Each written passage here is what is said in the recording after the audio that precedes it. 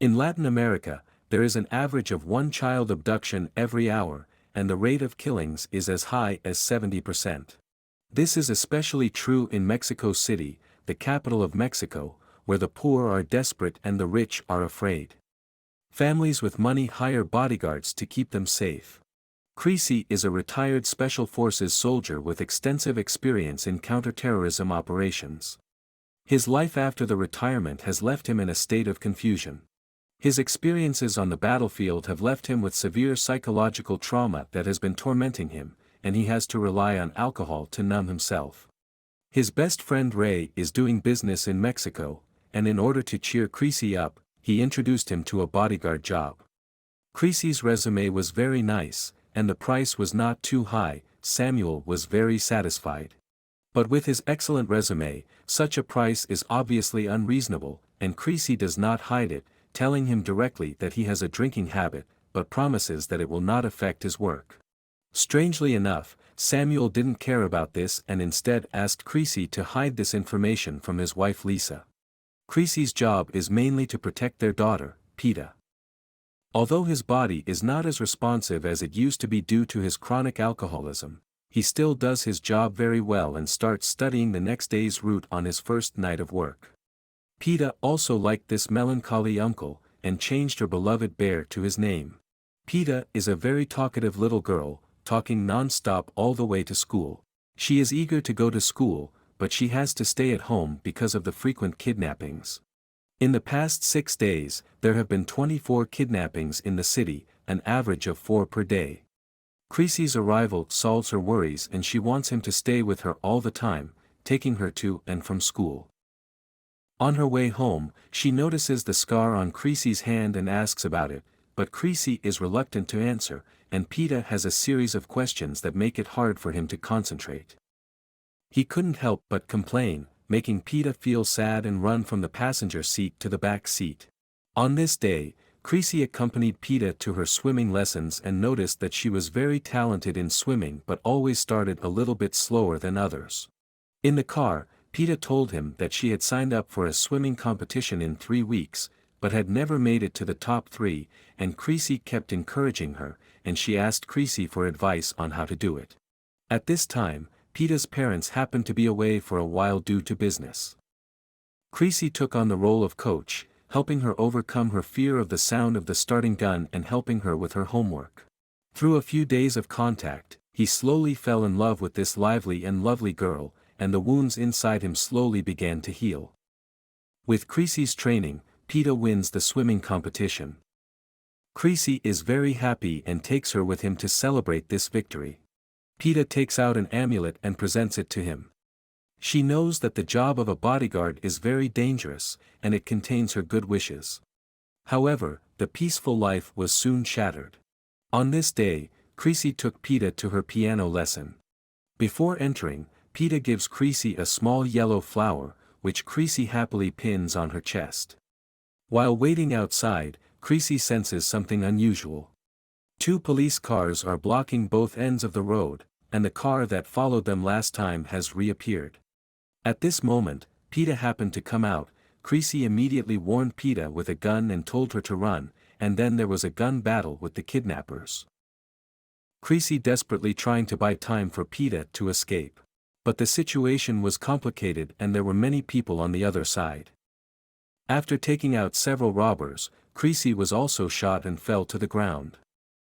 From a distance, Peta saw the wounded Creasy and returned without hesitation. The fallen Creasy could only watch Peta being taken away by the kidnappers, and then fell into a coma. Immediately after the crime, the police came to Peta's home to investigate. The lawyer told the police that they wanted to negotiate with the kidnappers themselves and did not need police help. But this matter involves the death of 2 police officers, they cannot refuse. At that moment, the kidnappers called and said they wanted $10 million in ransom or they will kill the hostage. Since Samuel's company was in a recession, he couldn't get the money and had to pay through Peta's insurance company. In order to save his daughter, Samuel followed the kidnappers' request and brought the money to the designated location. When he had just paid the money and left, a group of mysterious people rushed out and killed one of the kidnappers, and stole all the money. The kidnappers not only did not get the money, the accomplice sent to get the money was also killed, and in a fit of rage decided to kill the hostages. The mother Lisa instantly broke down, can no longer control, a slap on the sheriff's face, angrily told everyone to get out of her home. After a few days of recuperation, Creasy finally woke up. The doctor recommended at least another month of rest. However, when Creasy learned the news of Peeta's murder, his eyes were filled with sadness and anger, and he returned to the scene of the crime to look for clues, enduring severe pain. Here he meets Mariana, a female journalist who is following him and is in a lover's relationship with the head of the bureau. She wants to take this opportunity to work with Creasy to uncover the conspiracy behind the kidnapping and offers to help him in any way she can. Creasy also happens to need an insider to provide him with information, so he accepts the other party's business card. He then went to Peeta's home and found Peeta's notebook, in which he recorded the license plate number of the car that had followed them last time. From the diary, Peeta already regarded him as his closest friend, which made Creasy even more determined to his revenge plan. When he left, he said to Peeta's mother, Lisa, "I will take the whole world. All the people involved to find out." The mother's answer is even more indifferent, "Kill them all." Then, with the help of his friend Ray, Creasy bought a large number of weapons, and the reporter also helped him to find out the information of the vehicle that followed them before. According to the information provided by the reporter, he found Jorge, the sunglasses man who had followed him before. The man, a bailiff, was calm at first, but soon saw Creasy's methods. Creasy tied his hands to the steering wheel, revealing only 10 fingers, then cut off 2 directly, and then used a cigarette lighter to help him stop the bleeding. He admitted to participating in the kidnapping, but was only responsible for taking the hostages. Once he was done, he handed the hostages over to a fat guy named Butcher, who owned a nightclub. After he gave up all the information, Jorge also lost his value, and then fell off the cliff with his car. Creasy followed the clues and found the nightclub where the Butcher was, broke in and took control of the situation after a fight, then took out the photo of Peeta and threatened them to reveal all the people involved in the kidnapping. However, they did not know the identity of the other kidnappers. After the completion of the matter, the boss will put the money on the bank card. At the same time, they also explained another piece of information that the ransom was robbed midway on the day of the transaction and led to the killing of the boss's nephew. The person who robbed the ransom was Fuentes, who was in charge of the kidnapping case, and often used his position to send someone to rob the ransom midway after taking over the kidnapping case. Creasy got all the information, killed the Butcher and his accomplices, and burned down his nightclub. In the process, a woman led him to the recently kidnapped girls. Creasy rescued them and handed them over to the reporter together and asked her to help investigate the bank card information. Fuentes has his own forces and is followed by a group of minions when he enters and leaves, so it's not easy to catch him. After a few days of observation, Creasy found that Fuentes' convoy passed by a residential house every day. He then entered the house and put up a rocket launcher on the balcony. There is a very classic line here, which was later quoted by Putin and became a big hit. Forgiveness is between them and God. It's my job to arrange the meeting. Soon after, Fuentes' convoy appears and a rocket blows up the vehicle in front of it. Creasy took out the other bodyguards, hijacked Fuentes, went under the overpass where they were trading, stripped him naked and tied him to the front of the car. And put a mini-bomb up his ass, and then started the countdown. Fuentes kept begging for mercy, admitting that the ransom money was indeed taken by them, but only one bag of money was real, the rest was all scrap paper. Creasy felt that the whole kidnapping was becoming more and more complicated. What was the truth? Creasy turns to leave, accompanied by Fuentes pleading, a loud bang and complete silence.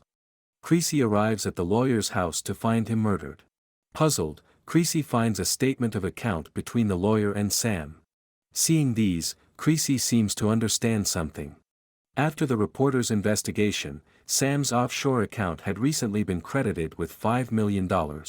As the truth emerges, Creasy confronts Sam. In his wife's near collapse under questioning, Sam finally told the truth. It turns out that Sam is a negative second generation, his father left him only a huge amount of debt. So at the encouragement of the lawyer, planned the kidnapping case, as a way to cheat the high insurance compensation. He just didn't expect that the ransom money would end up being robbed halfway, causing the kidnappers to eventually kill the hostage. So in his anger he killed the lawyer, but his daughter Peta was lost forever. Before leaving, Creasy left a gun and a bullet to him, so that he can end it himself. On the reporter's side, she has found out that the holder of the bank card is the brother of the kidnapper boss. Following the clues, Creasy found his residence, and due to the presence of several children in the house, he was hit by a gunshot in a moment of negligence. The kidnapper's brother was also unlucky and was hit by a car while escaping. Creasy captured him and threatened him to call the boss. As soon as the call was answered, Creasy broke his fingers with a gun, which was obviously not meant for negotiation. Fearing for his brother's safety, the robber boss reveals the shocking news that he is exchanging the life of Peta for the life of Creasy and his brother. It turns out that the robber boss didn't really kill the hostage, Peta was still alive. Learning this news, Creasy was so surprised that he agreed to the exchange without any hesitation, and Creasy informed Peta's mother. After arranging everything, he walked straight towards the direction of the kidnappers. At that moment, a figure got out of the car of the robbers, and it was indeed Peta. When he saw Creasy, Peta ran over and hugged him. At this moment Creasy's heart was very calm, there could not be a better ending than this. Creasy told her that he was going to a faraway place and told her to find her mother. On the other hand, Lisa also let the kidnapper boss's brother go. The mother and daughter then embraced happily. The kidnappers captured Creasy as they had hoped, and he closed his eyes peacefully in the kidnapper's car as he left. Soon after, the local police soon tracked down the robbers' hideout and killed the leader of the robbers. The story ends here. The film is based on real events, like friends recommended to see the full version of the film, Man of Fire. This film is a classic Denzel Washington action film, revealing the local government and police in action, so that the people live in deep water and fire. This movie is more like a social documentary. The huge gap between the rich and the poor has brought serious social problems, the people who should have prevented the tragedy, but continue to create tragedy.